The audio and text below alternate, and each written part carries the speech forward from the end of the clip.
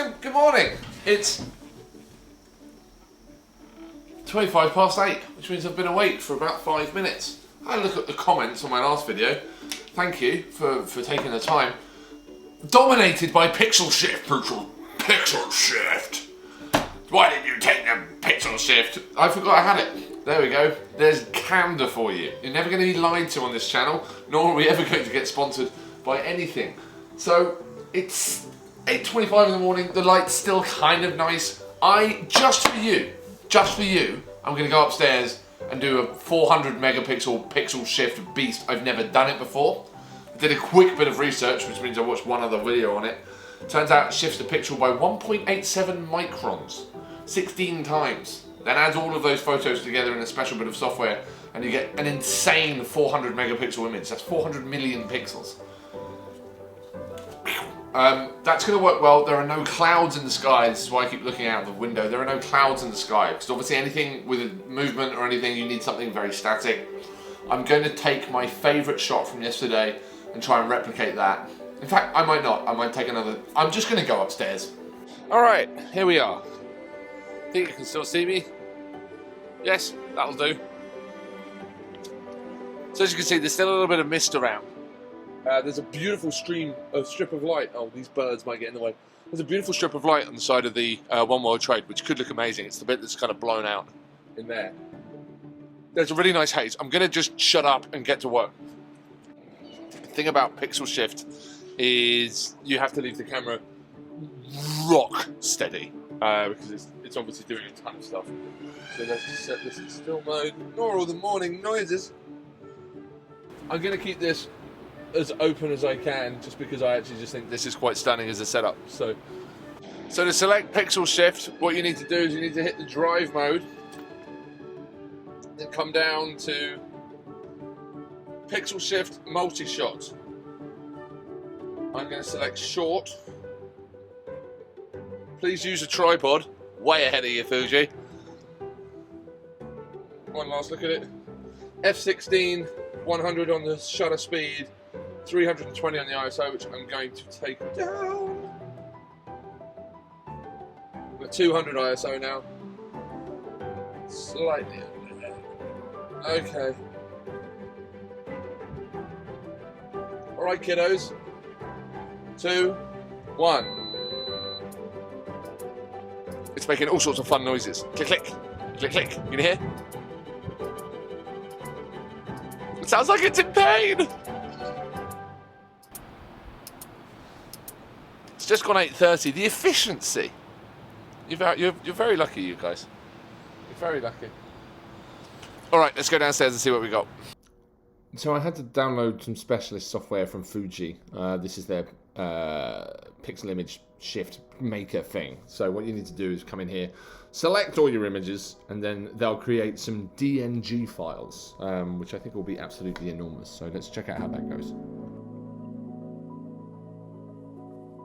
Okay, so it's worked out that there are 3 pictures there. And then I assume I just click run. So we're doing 3 high-resolution photos here. That's actually very, very seamless as a job experience. I'm hitting run. My computer appears unfazed. I don't know how... Oh my god, that's not the progress bar. That's the progress bar. Right, I'm going to go make myself a coffee. Ported these files. They're still loading. Each of these files is 1.6 gig. It's a DNG image, and they're absolutely enormous, and my computer is hating being alive. Absolutely hating being alive. The more I do this, I can't zoom into any of the images yet, because the images just haven't even begun to, yeah, even when you... even when you switch the views, my computer's hating life. I'm going to shut every other thing on my Mac. So we've decided to bin off Photoshop. Sorry, bin off Capture One, because Capture One was really hating life. I say that without any hyperbole at all. So we're in Photoshop in Camera Raw. So we're going to select both of these images and open them. Again, I've brought in 2. One is the 400 megapixel beast, and the other one is the 100 megapixel raw file. So we're going to bring both of those into Photoshop, and Photoshop is going to have a really lovely time with them. Let's play with these two. So bear in mind, this is the raw file, straight out of camera, no adjustments, no nothing. Actually, really quite happy with this picture. We're going to have to convert this to a normal layer. That's okay. Whoops. Go back to where you were. Good boy. And we'll do the same to this. Oops. Yeah, very clumsy. I'm not very good at Photoshop, and by not very good, I mean legitimately terrible. So what I want to test here is, let's go foreground. So I'm paying attention to the percentages here, because bear in mind, for most mere mortals, 100 megapixels is enough. We're going to find a common bit of the image. Oh dear. I'm not touching my Mac anymore. The lag on these files is insane in Photoshop. Okay. We're at 101% with no moving about. Let's try the same thing here. Immediately, you can tell that these files are significantly larger.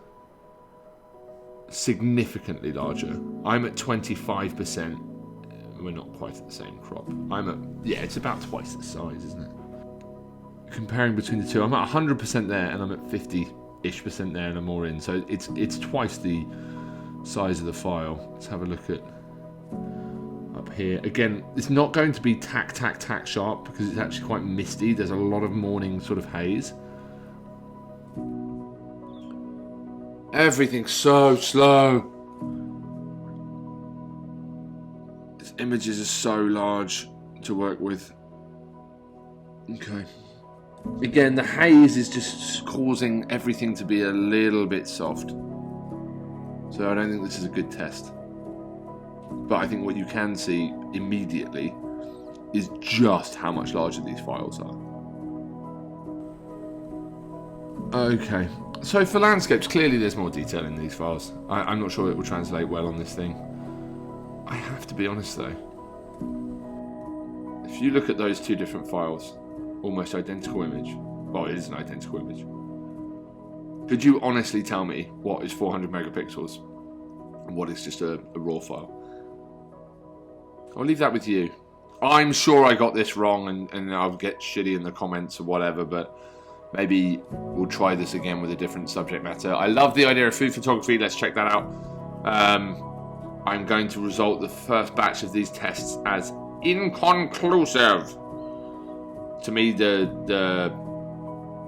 difference just isn't marked enough on this landscape, and I'm sure there are plenty of reasons, and it's almost all going to be user error. I'm sure this was an incredibly frustrating viewing experience. My apologies. I'm not a Photoshop or pixel shift expert. That's quite literally the first time I've installed the software and done anything with it. So if point out my mistakes, do it. Do it. It's the only way that one gets better. But I'm actually quite happy with this image itself. I think it's better than the ones I took the night before. So every cloud in this cloudless sky has a silver lining.